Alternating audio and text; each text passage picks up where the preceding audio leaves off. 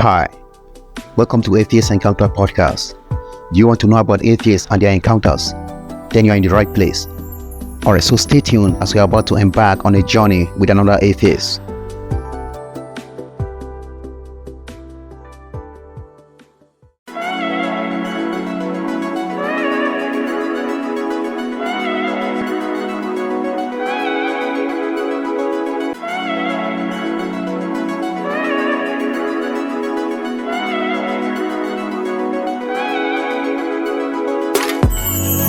Hi, welcome to Atheist Encounter Podcast. My name is Fabrice.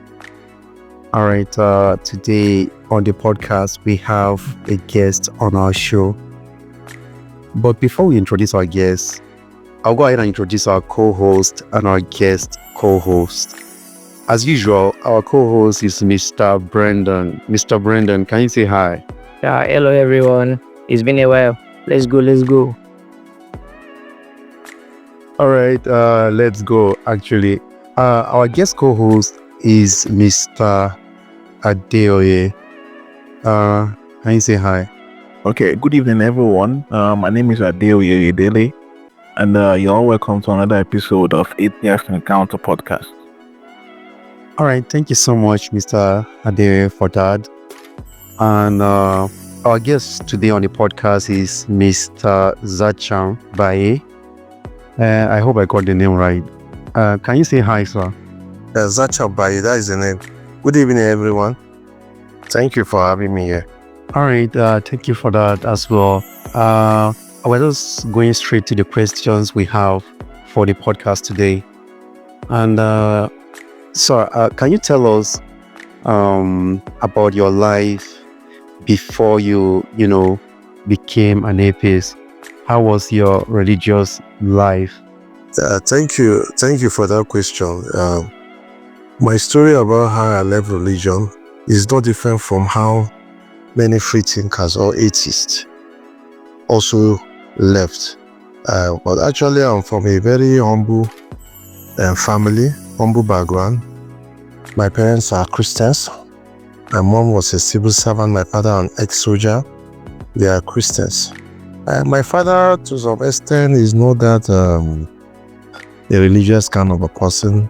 But my mom, she's literate, she can read and write, and a civil servant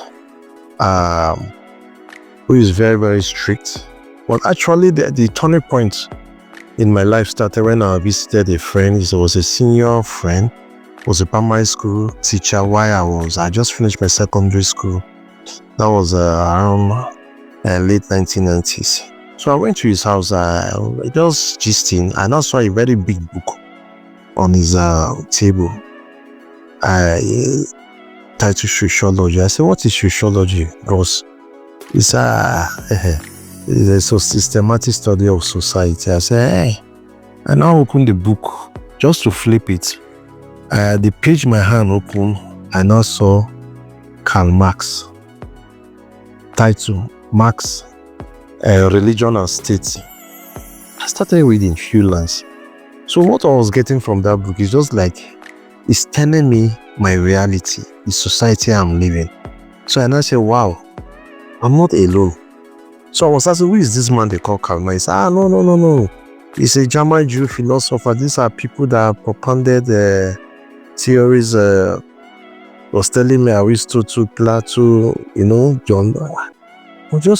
I said, please, can you borrow me this book? He said, no problem, I can take it. So I went home. I was just reading. In short, Karl Marx, his opinion about religion and state further brought out my skepticism about religion. One, I understood that I'm not alone. There are many people all over the world who are also skeptical about organized religion. And one of his popular catchphrase, which I've been using in the academia and other places, religion is the opiate of the masses, the sigh of the oppressed creature, heart of the heartless one. For you to get true happiness in the society, abolish religion. I say, wow. So I kept that close to myself. So after that, I went for a pre-degree program, popularly called as known as IJMB. even up to now, they are still running the program in most of the tertiary institutions in Nigeria. So there I met people, started taking government. I now met this man they call Karl Marx. When the lecturers were talking about Marxist theory, that was what just consolidated my mind. So I became somehow radicalized. So my colleagues there, when they know, those who know me, they call me the Marxist. Some call me Aristotle, because when we start discussing about society, ideas, they say that my argument towards those lines, Aristotle, Karl Marx, and the rest like that. So after the previous program, I got admission into the university, and I now met other like minds. I now discovered that I'm not alone in this journey. So we started there. So and I said, wow, let me just start from when I come home, I'll just do what they want. When I leave my comfort zone, I don't need to go to church. I'm a free man. So gradually, before I went for service, started working, and I said, it's high time. Let me just leave religion. So I made it open to my family. It was not easy, especially my mom. Actually, I was about to ask, when you dropped religion, what was your family's reaction? How did they react to the, the revelation that you've left? You are no longer religious. How was it? Yeah, thank you. As for my dad, when he was alive, he called me for a chat because my mom was been pressurizing him. So my dad called me for a chat one day. So I was analyzing why I left. I don't like religion. I've left religion. I took him to history. I was like, you were just looking at me. My dad, the only word he said, if you understand Hausa very well, he said, Kaini Sankyo. And if I would translate it, it's just like a shepherd who has been rearing the sheep. And then the sheep, he cannot get the sheep. Say, you've gone beyond me. You've gone far. I can't retrieve you back. I can't get you. So that was the only word my dad told me. And I said, thank you, I left. But my mom, even up to date, she has not given up. At times she's sick. When I come to see her, she will say, it's because I don't believe in God. That's why all this sickness is disturbing me. This, that. Please, my son, please come back. All kind of. She's not giving up. She's not giving up. I say, no, it's too late. I can do anything for you, but religion, please, can't be harmed. So it's that born and mother child, but still, she's still looking at me that she has not given up. Prophesying, I'll become a pastor, I'll become an evangelist, and the rest. I just smile and looked at them. So as for my siblings, some of them, they just understand, but they are not that angry. I'm from a Libra. It's just my mom that is just a little bit pushing, but no problem. I'm still moving on because I've been telling people that, see, this life, we can disagree with each other on certain principles, but we can still love each other. We can still live together. So that is it. So it's not easy, but no problem. I'm still moving on with my life, but just like I always tell other atheists who wants to come out, wants to make it known to their family or whoever they are close to them, please make sure you have a job, an economic source of sustenance, because it's not easy. You know that I'm working and I'm fending for them. I just imagine how my life will have looked like. Even now that I've been working, I will have gotten better job, but people always use that height to look at me that this one that doesn't believe in God, forget about him. Ignore him. Don't help him. Don't bring him. But I don't care. This is my life. I'm not on earth to meet up or to live my life to meet up to anybody's expectation. My life is my life. I owe nobody apology for the decision I've taken. So that is it. Thank you. All right, thank you very much for that. Since you have made it very clear to everyone in your family that you are no more religious, as an atheist now, will you attend a church program during a family event like wedding, child education, etc.? Religious functions, child education, wedding, anniversary and the rest like that. It takes nothing from me. I just to sit down, stand up, and they say, close your eyes. I can open my eyes. If I turn around, I'll see people also opening their eyes. They say amen. I carry myself and move out. Are you okay? Yeah, thank you. All the best. And I go home. So what am I trying to say? That we atheists, some of us from this part of the world, we grew out from religious family.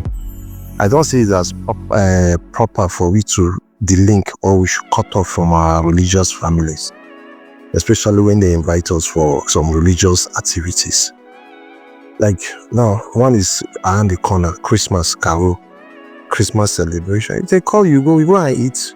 Just show your face. If you feel like, fine. If you don't feel like. So I don't see honoring religious activities as a taboo for an atheist. I would like to add this to that. As an atheist, what's your response to God bless you? Telling me God bless you or for my kind gesture, I just smile, I just tell you thank you and go. I don't need to start explaining that I don't believe in that God. Because if you bring a whole kind of argument or a kind of a culture shock, Oga, you don't believe in God? So I avoid that, especially religious argument offline. If I'm not close to you, you will never hear me discussing religion, except I'm very close to you. Then we can sit down and discuss. I can give you my opinion about religion. But if I don't know you, I hardly do that. I will just keep quiet and look at you and go. Because you never can tell what can happen. You can be attacked. Anything can happen. So it's just to avoid those type of dangerous terrain. You just keep to yourself and move on. Thank you. Thank you very much, sir. In fact, that's exactly how I react to. Because, you have to be careful with the way things are around here in Nigeria. People don't really take the I don't believe in God easily. So I totally understand what you're talking about, sir. So now that you're an atheist, sir, how has your understanding of life's purpose and meaning evolved since you left Christianity? Well, since I left Christianity, honestly, my understanding about life become more clearer, broader, and incisive. Because religion, when I was there, I just discovered that there's this blur vision about life. Religion is like a fog. It doesn't make you see clearly. But when I left, I began to understand myself, my environment, and the world, and the universe. Actually, if you look at some of my write-up, I'll say we are living in a beautiful and crazy world. Yes, beautiful. It depends how you want to look at life. Crazy, yeah. At times, adversity hits us. You just look at it that, well, there is no meaning in life. But you have to create, you pick up yourself, you pick up courage and create meaning. So life is all what you make out of it. But on its own, life on its own is absurd. Doesn't make sense. But as humans, we strive to create meaning, to keep on pushing. So being an atheist, it has helped me to broaden my view. But what about your morality? Were you much better, or you're still the same kind of person in terms of morality? When I was a Christian, I was morally bankrupt. Seriously. When I became an atheist, I became more moral. Because I think not only being an atheist, being a secular humanist also helped me.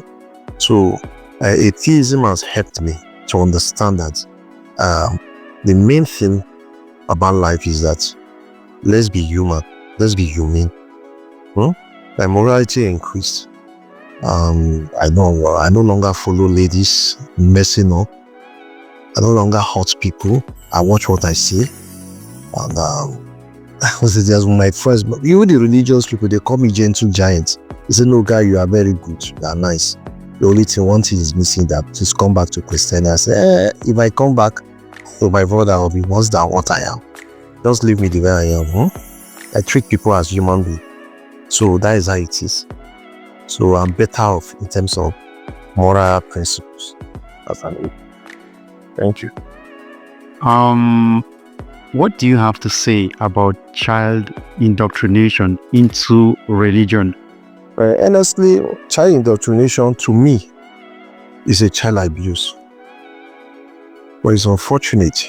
It's unfortunate the kind of society we live.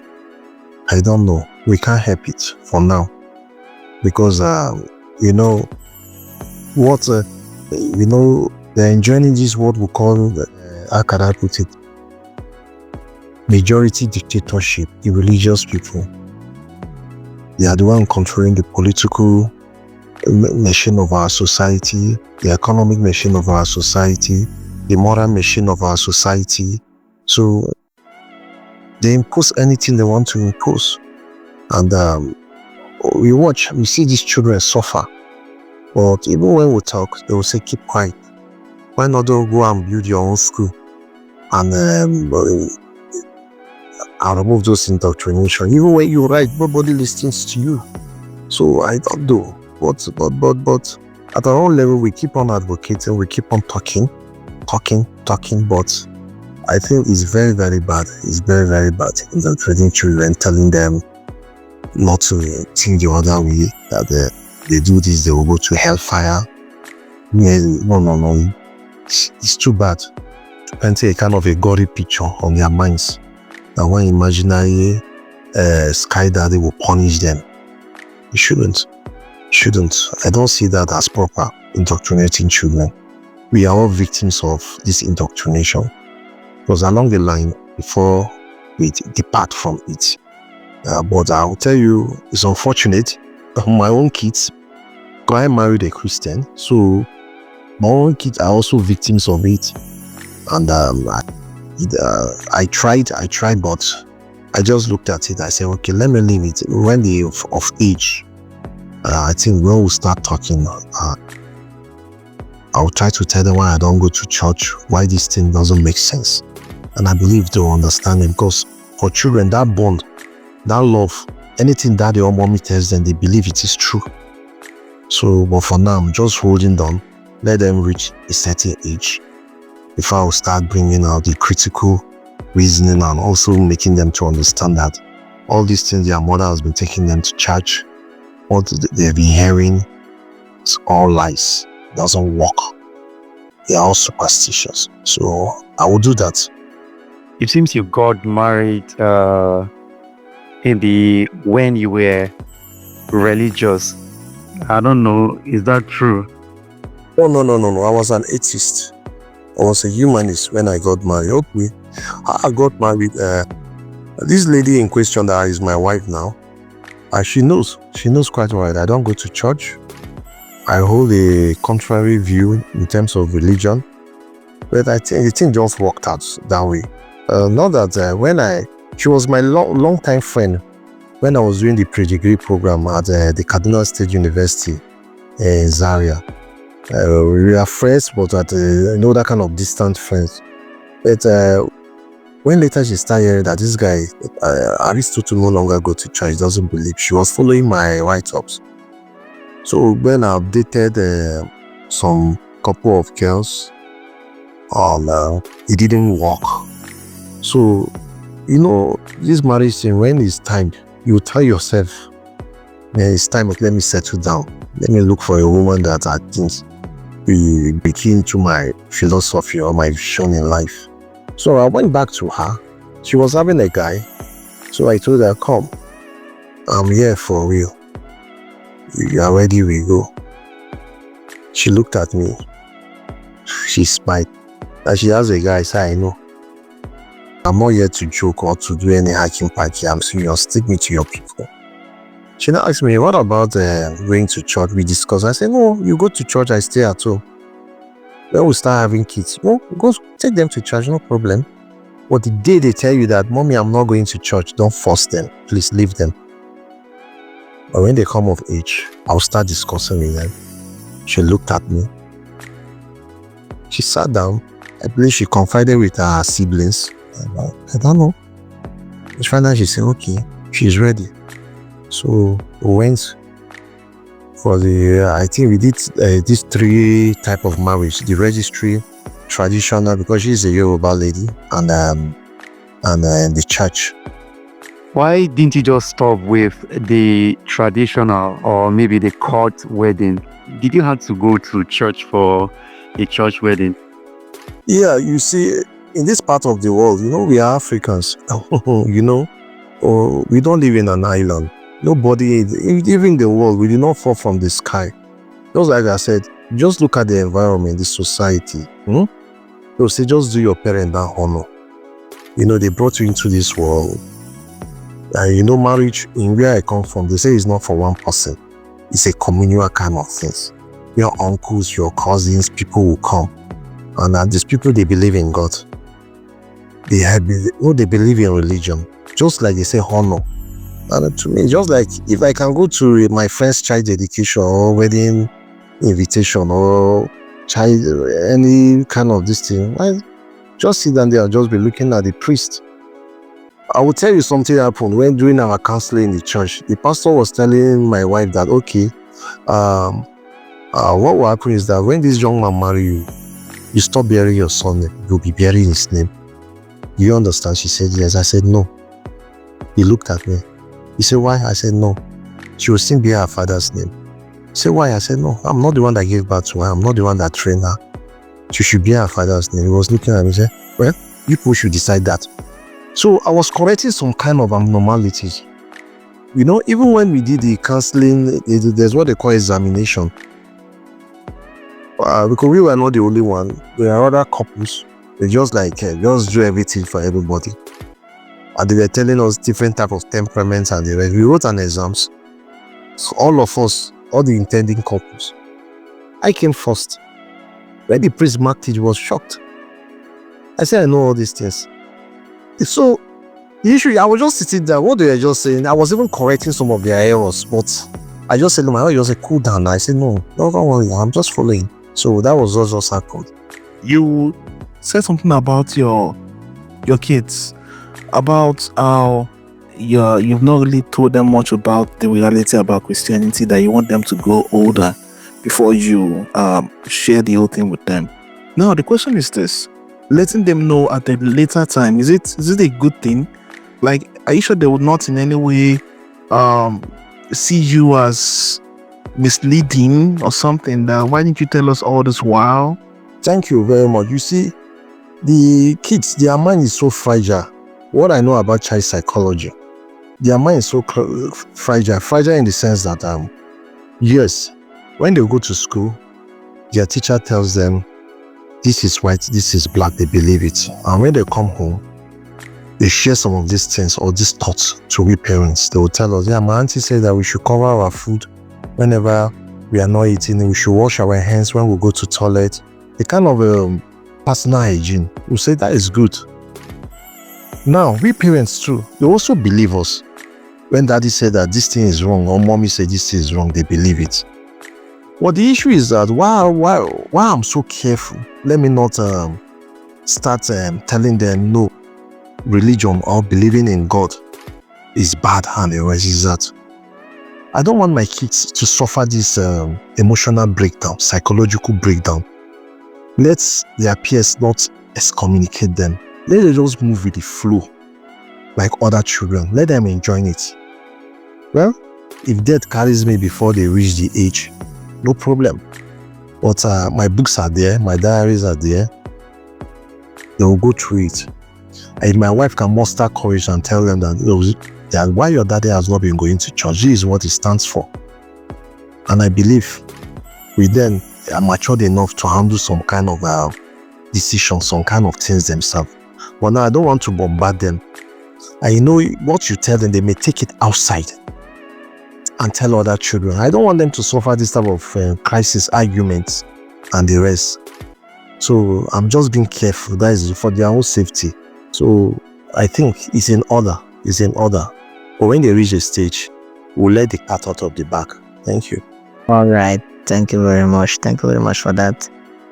I just wanted to ask this. Do you think someone who have been atheist before can become a full-time theist again? Do you think that can be possible? A full-time atheist going back to religion or becoming a theist, At the first instance, that person is not an atheist. I've seen people like that, some of my friends on Facebook, who will be making this struggle together. Then along the line, they will just put their post and say that I'm going back to religion. I've seen the light. I'll say by the first instance, you are not even an atheist. Because being an atheist is about all about conviction. You've reached a point that nobody tells you, nobody compels you. It's you told yourself, you are sincere to tell yourself that this thing is a scam. This thing does not work. This thing doesn't make sense. And you are out of it. So I call them like transactional atheists. Those type of people. They came into atheism, they interact, they were thinking they were going to make money, make some fortune. They discovered they can't see that. So they buy food. Like one I saw recent, sometimes ago, he was saying that now going back to religion to get job and other things. Because, yeah, just like I said, these religious people, they monopolize some of those good things about life. So when they discover that you are no longer doing their biddings, they withdraw them and you begin to start. We don't have the financial muscle, we don't have the industries, we don't have where we can employ ourselves to form a kind of an economic community where our people can strive. Yes, we don't have that for now in this part of the world, but it's not an excuse going back to religion and saying that because religion gave you food, religious people were able to set up some things for you, then you now said, okay, it's better than atheism. No. I call them transactional atheists. They are just transactional. They came in to something and that thing is not there. They went back again. So I look at them as confused people. Sorry to say that. Thank you. Will you believe me, as an atheist that we are, will you believe me if I should come to you one day telling you that I have had an encounter with God and God is real? Will you believe me? There's what we call borderline disorder. There are a lot of mental diseases like that are so common. I will ask you, why is it you are the only person who that God had an encounter? Me, I've been looking for him ever since I came to this world. I've not seen him.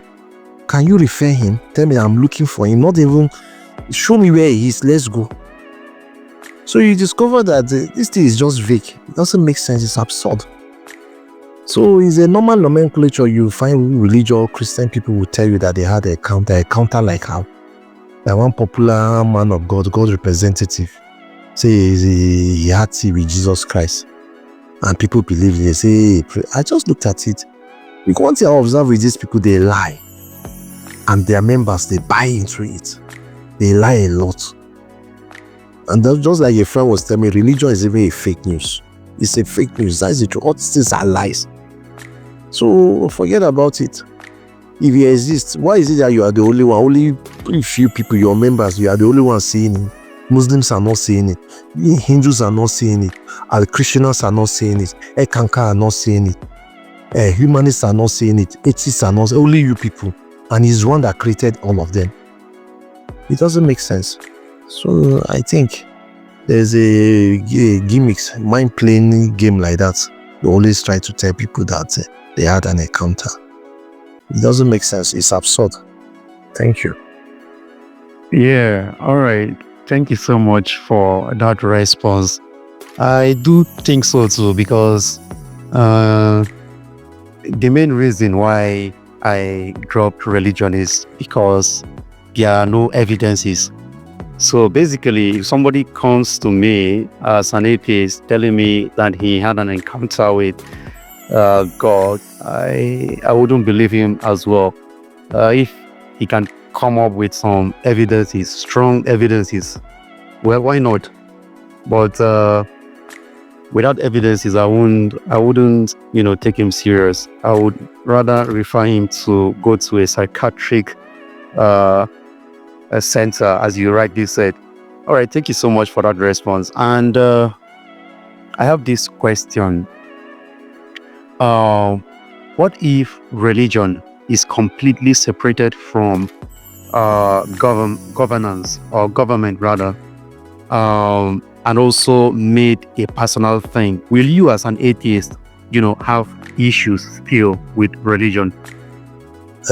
Really, I will not have issues with religion. Because just like I said, live and let us live.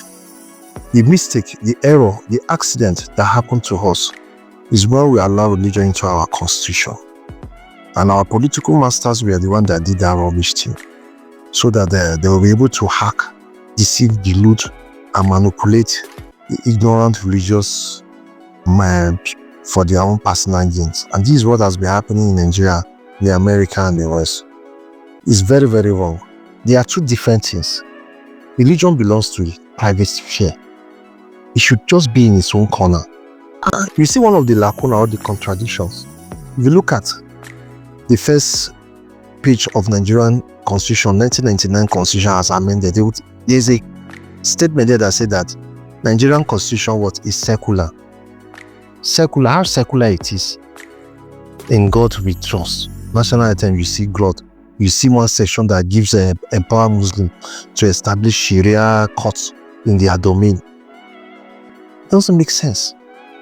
Secularism and religion does not mix. They are two different things, and this is what have caused made these religious people to enjoy this excessive privilege. That you find out that in our schools, you find them there. They build churches, mosques. You go to even secretariats, public service, you see them. There's mosques, church. If you talk, they say no. So they've enjoyed these excessive privileges. So please, they should be separated. We will have a better society. There will be more sanity in the society. Thank you. What about the teaching of religious studies in school? Do you think it's actually okay? What's your perspective about that? Yeah, it's not okay, it's okay. It's not okay in the sense that, please, children should not be taught. Don't introduce children to it until they reach 18, the age of consent. When they can decide, it should be optional. Like, I'm thinking like in the tertiary institution, yeah, that subject should be offered. And it should be like an elective.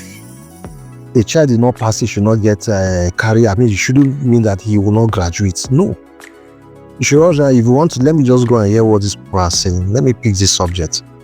Go and sit down and hear. If it makes sense, fine. If it doesn't make sense, you leave. But there should be a bar. It should be a bar, because I'm more looking at a world that only we atheists should exist. It's not possible. Give room for other people, but there should be a code of conduct that will guide the behavior of people.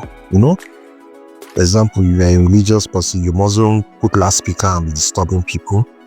You mustn't block the street that you want to pray. You mustn't deny other people their fundamental human rights. It's a private affair. Please just go to your house, go to your corner and pray and do your thing. You mustn't disturb your neighbor. A kind of check and balances should be put in place. A kind of a civilized society, because I will not want to say that I'm doing my atheism or enjoying myself while my neighbor is suffering. He doesn't believe in it. Live and let's live in a more civilized and more coordinated society. So that's how I looked at it. But children should not be indoctrinated. It's a crime. If I have that power, I will stop it. Don't introduce them.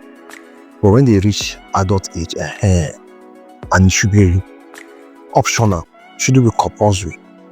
And anyone that wants to go, fine. Thank you. In fact, I totally agree with everything you said so far, and I really support it. But now that you said all these about religion, is there anything at all, anything you've noticed about religion that you feel we can keep, something that you think is actually still okay or it's promising about religion? Anything at all? Please share with us. Nothing. Just like what Christopher H. Rice said, religion poisons everything it touches. Nothing good. No any utility value that religion has can advance human civilization. In short, religion has taken us, like, let me put 100 years backward. There's even a research, Adibi, there's no religion in the world, we'll have gotten a quantum leap away from where we are now as humans in terms of civilization. So if you look at it, even that word religion is a Latin word which means ligaria, to bind, to hold something, to hinder something from moving. So it's darkness. Honestly, religion is darkness. And if you want to come to my field, I'll tell you it's politics. People who brought it here in Africa, they just use it for political gains. And they are cashing out. Imagine the billions of dollars that is going out from Africa to Vatican City. Billions that is going out to Canterbury. It's what is a kind of an imperialism. But the adherents, the followers, they don't know that. They don't know that. That is why he discovered China when the Maoist revolution of 1949 took place. The first thing is just to put an end to all these foreign religions. Even in Russia, the Bolshevik revolution of 1917, what V.I. Lenin did, the first thing he did is to abolish religion. Go to North Korea and the rest like that. Because they know it, that it's an avenue the enemy can use to destabilize a state. So I don't know religion. I don't know where religion is good. It is music.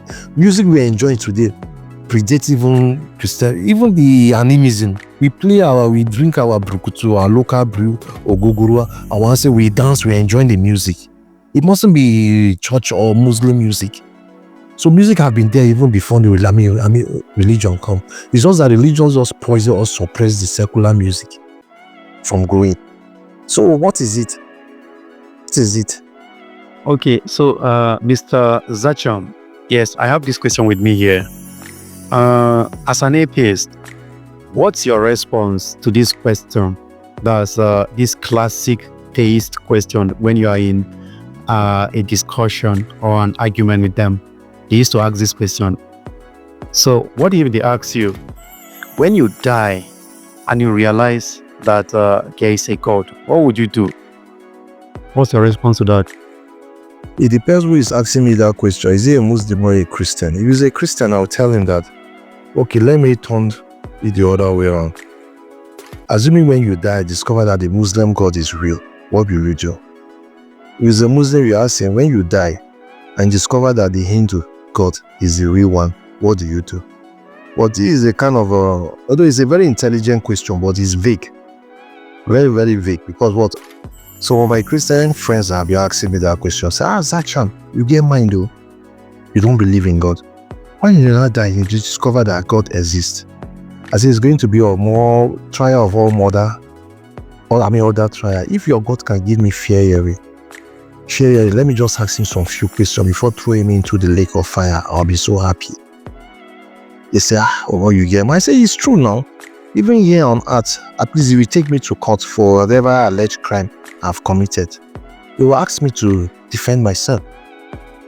Or your God, if he can give me that chance. They say, he throws you into a fire. I said, don't worry, we don't escape fence. I did say fire get gate, heaven get gate. We will scale that fence. Definitely there's a gate, there will be a fence now. There must be a wall that is holding that gate. We will know how to scale through. So it's all kind of a bullshit religious people always use to intimidate we atheists. But to be sincere, it doesn't make sense. We have over 3,000 gods worship in the world, thousands of religion, and each is claiming their God or their heaven is real, or they are imaginary. Just imagine. Then where do you fall? And you'll be bragging your own is genuine. The other man is bragging his own is genuine. The other woman is bragging her own is genuine. Doesn't make sense. That is another reason to tell you that something is wrong. And one thing I observe about these religion people, they have a narrow worldview. Especially in this part of the world, they don't read. They assume the world starts and ends within their own religion. They are too narrow. You just believe everything just cycle within your environment, your narrow kind of what your pastor tells you, what your general overseer tells you. Be researching, be reading. It will help you a lot. So there's a mockery we always do them here on social media. We spread that meme. The Muslim says the Christians are wrong. The Hindu says these people are wrong. The atheist says both of them or all of them are right. That has been what religion is. Actual madness. Fighting, criticizing each other. So, honestly, if my dad discovered that I don't know which of the gods is the Hindu, I'll just ask him some few questions. If he can answer me objectively, fine. Before condemning it to hell. If he cannot, then it's unfair. It's unfair. Thank you.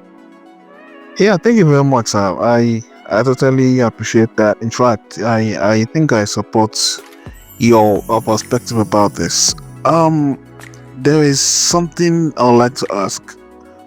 If we say there's nothing positive about religion, what about those people? Okay, what is your response to those people who believe in miracles, who will tell you that, oh, my mom had cancer and we prayed and the cancer disappeared?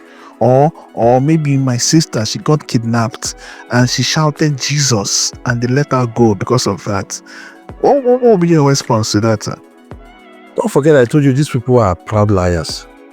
Real liars. And the miracle is not even the cancer or the kidnappers go. The miracle is those who believe that story. I don't know if you get what I'm saying. The miracle is those people who believe these lies. This thing doesn't work. That is the truth. Miracle is a scam. So this has been the whole ball game about people who will come out and tell you that the impossible becomes impossible. If that be the case, many of us will have told that line and also get the shortcuts that we are all looking for in life. It doesn't work. It doesn't work. I don't believe in it. Thank you. So what you're saying is nothing like miracles, nothing like maybe to an extent, maybe you can say like a very, very low percentage. Are you saying there is absolutely nothing prayers can do? Like absolutely nothing? Yes, I don't believe in it. I've been hearing of it. People have been saying it, but I myself, personally, I don't believe in it. I look at it as a scam. When, just like there's this proverb in Nigeria, the pidgin-speaking people, they say, now what is small pikin no know? Na him in they call Ojuju. If the pikin know him, no be Ojuju again. It may be his neighbor that is what Papa James is the one wearing that masquerade, all those costumes, trying to scare people. So what am I saying? If you know something, you don't need to believe. Or if you don't know, that is when belief comes. Thank you. Talking about juju, I just heard you say something about juju now. Okay. There are some people when you argue with them, they say, bros, you never see something before, now why you never believe? Come to our shrine. Our native doctor, if you do juju they work, you never see something. They'll be like, kind of promote the idea that juju actually works. So, in an argument with religious people, telling them there is nothing supernatural about the universe, how do you reconcile, or how do you, put it to them to understand that juju is just illusion and it doesn't work? How do you do that? Don't forget what I said earlier on, that if you don't believe, nothing exists. So you have to open your mind and start absorbing those rubbish before you start looking at it that those charm or those juju they work. Well, actually, it's just a illusion playing on your intelligence. I think I read online that a herbalist somewhere in Abuja made a charm, a bulletproof charm, and used a ding gun to test it, and something blasted his stomach, and he's in the hospital. And the police are saying if he gets well, they will charge him to court for attempted suicide and possession of illegal firearms. I just laughed. I said, how long will our people learn all those things? If all those charm, all those juju works, I think it will be good for our Nigerian police and military to use them and advance and go and catch all those terrorists, kidnapping people. All this does not work. I don't know why people just buy this thing. I spend thousands, millions of naira that somebody should do jazz for them, do juju for them, to make them disappear, to make bulletproof, to do this, all kind of, I don't know. All this thing falling through the realm of religion, too dark, too primitive, too archaic, too barbaric. My brother, it doesn't work. It doesn't work. My train was right when he said, I think religion began when the first conman met the first fool. And it's true. It started like a joke and people buy it. And then and today it has become an enterprise and people are cashing out from it. It doesn't. It doesn't. A critical mind, you will bring all those things, you will just laugh. Just 1-2 questions you will ask, you see them, they will run away. So remember, don't forget, your ignorance is their strength. So it's what is small picking no they call juju. If you know it is no longer a juju, I'll tell you that I know what is hidden inside. I know what you are doing. So away from this question, I would like to ask another question. This question is about people who try to convert you back to being religious again. Like when people come to preach to you, telling you about God and, threatening you with hell, how do you react to them? What's your reaction like? I don't welcome them. Even the so-called Jehovah Witness that have been going to houses knocking, I just said, sorry, not allowed, you can go. Because I always get this religious debate from friends, people that are close to me, they just bring it up. But I was also say, please, if you want to discuss religion, whatever it is, put on your thinking cap. If you cannot use reason, there is no need. There is no need going, because there is no any rational meaning you will make to an irrational mind that doesn't want to adopt an rational approach. It doesn't work. It's just like you'll be flogging a dead horse. And the truth about it is that even when you start this debate, they can't sustain it. Who created God? We are not does God exist? We are not the one that said God. You said God exists. So the burden of proof lies on you. Prove it to me if it exists. Don't be asking me to prove. No, you are the one that say you believe in God. Fine. Prove it to me. If you give me good evidence, I may convert. I'm watching. They can't. They can't. You just end the argument there. Not to be blabbing there, say hellfire. What you kind of? Have you ever seen it? You talk like somebody that have sense, have brain but no sense. You've not seen something and you're using one book written over 2,000 years ago and you're using it to you want to threaten me, or you are telling me it is so or it is like that. It doesn't make sense. At I was what did you even study? Because in this country you see somebody who study history, political science, sociology and dump everything. It doesn't make use of the knowledge. And you allow us who drop and who call himself a pastor or evangelist controlling your life, messing up your life. You cannot use your intellectualism to knock sense on him. It's good because it's there that he has a calling. Thank you very much, sir. What do you have to say about young people or anyone in general who has been making some researches and is beginning to rethink their religion, and they are going like, they don't know what to do, they are confused, and they see atheism as something that's still diabolic, even though it makes sense. What do you have to say to them to make them do the right thing, to follow the right path, and then live a better life? What are the things you have to say, sir? Just like I said, now what is small picking no they call Ojuju? Because first, when they discover that you are an atheist, you come out to tell them, they will be shocked. There's this shock.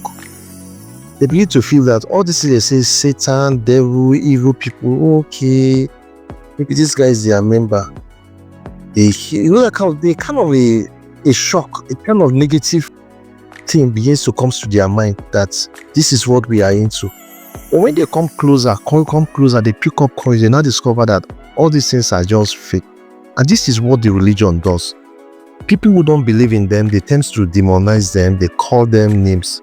So when this young person comes to me, I'll tell them that, see, you mustn't be even an atheist to be a good person. You mustn't be a Christian to be a good person. Just empathy. Just do the right thing at the right time. What you don't want to do to other people, other people not to do to you, don't do it. What you want people to do it. Just be civil, just be humane. This is where humanism comes in. You understand? Be empathic. Try to see the progress of humanity. Simple. Atheism is disbelief in deity or God. It stops there. I don't believe. I disbelieve. Lack of belief. It stops there. When you want to see doctrines, the Jews are, there is where you come to humanism, secular humanism. when they will tell you, yeah, we believe in democratic principles, freedom of speech, freedom of expression, empathy, do the good thing. Yes, we can disagree, but please let there be boundary. Remove religion from states, remove religion from schools, don't indoctrinate children. Humanism gives you all those, you break them. Code of conduct that will guide behaviors. So that is it. You mustn't be a humanist, an atheist, for you to do the right thing. Just be concerned about the human race. Be humanistic in your approach. That's all. Thank you. What do you see in the future of atheism in Nigeria, let's say in the next 20 to 30 years from now? Thank you. Not just atheism. We should use the word secularism. Because just like I always tell some of my religious people, friends, I say, yes, you are not an atheist or a free thinker today, but surely one day your grandchild will become an atheist. They will laugh. Yeah, we are growing. We are growing, especially in the northern part of the country. Yeah, there are more skeptics because just like I said, the journey into atheism is what that. There are many skeptics in the north. But most of them, they are living in the closet. They don't want to come out because of the fear too. But there's a way we interact. When we are having meetings, they come out, we are express themselves and the rest. So go to southern Nigeria, we also have them. And society is not static, it's growing. And those, like I always tell people, all the religious people that cares to know, I say, see, social media, the internet, this is where religion comes to die. We are going to propagate it. We are going to spread. We will mock you. We will criticize you. We will say all kind of things. If you like, hear it. If you like, don't hear it. The highest thing you can do is to block us or report us.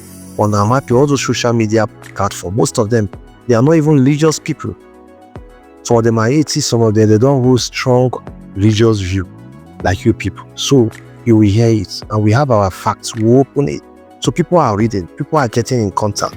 You will amaze you that there's a university in northern Nigeria that able to hold a conference about the growing trend of atheism in the north. You cannot gag people forever. Matter of time, they will come out, they'll be fighting back. And that is what we want. You see more young people, especially the younger generation, who are leveraging on the social media space to express themselves. I'm telling you, very soon, not even 20 to 30, I'm saying in the next 5 to 10 years, we'll have more secular society, more secular-minded people. I think that is where Nigeria will begin to enjoy, begin to have a better and humanistic society. But we are growing. But the social media will do that for us. Thank you. Okay. Do you think this growth is going to lead to a kind of a revolution in Nigeria? Yes, it will. It may not be like a political revolution where we seize power, but you start from the family, the community. When a religious moron you will tell you, shut up. I don't believe, and nothing you will do. If you don't like it, go and die. A kind of a revolution within family, communities, but not the political angle. Because it's one thing for you to be a secularist, it's another thing for you to be political conscious, to seize power. So the revolution will just start within family, communities. Then gradually, that's when we start electing people. Because what? The bad leaders we have, they are the product of this religious society. So it's a gradual thing. We will have it. Matter of time. Thank you. All right. Thank you so much, Mr. Zacham, for coming to the podcast today.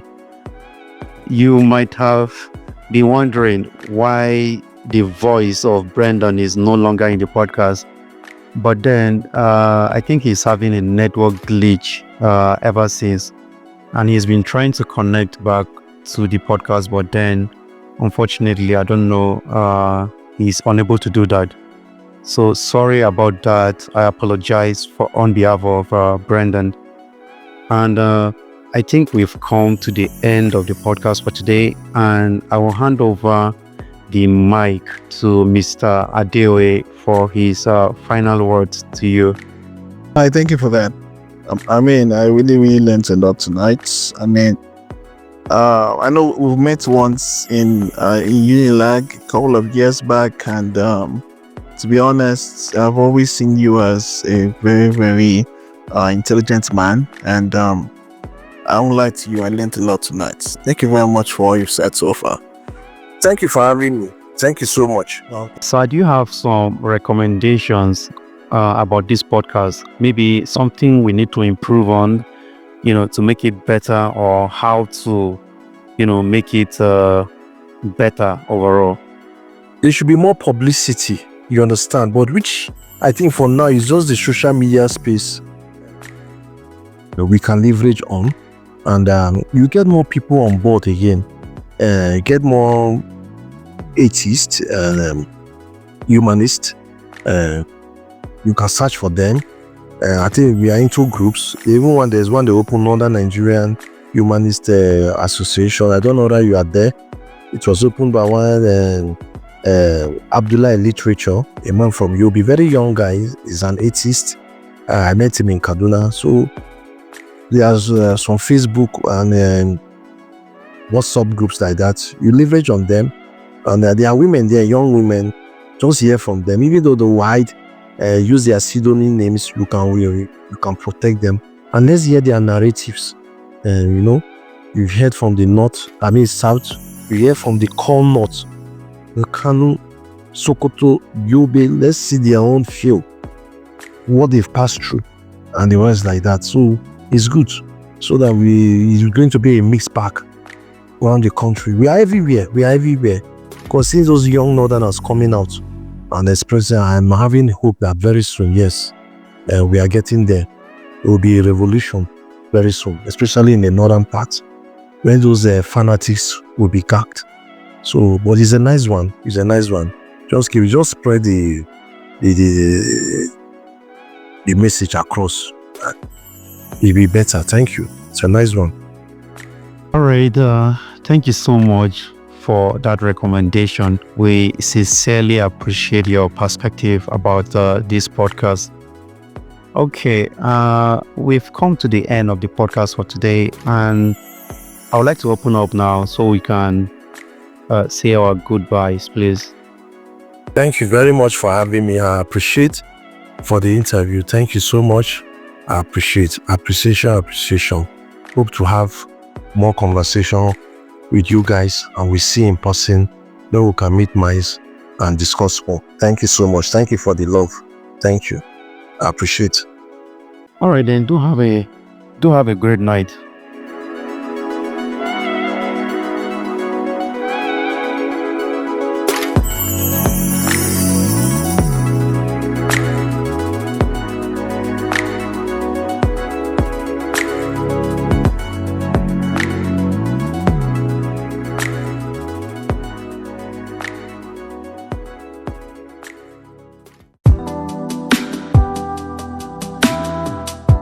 Alright, so after listening to that, what do you have to say? Drop us a comment in the comment section below. You can as well follow us on Facebook, TikTok, YouTube, Instagram, and Spotify. Alright, so thank you so much for listening, and we'll see you in the next one.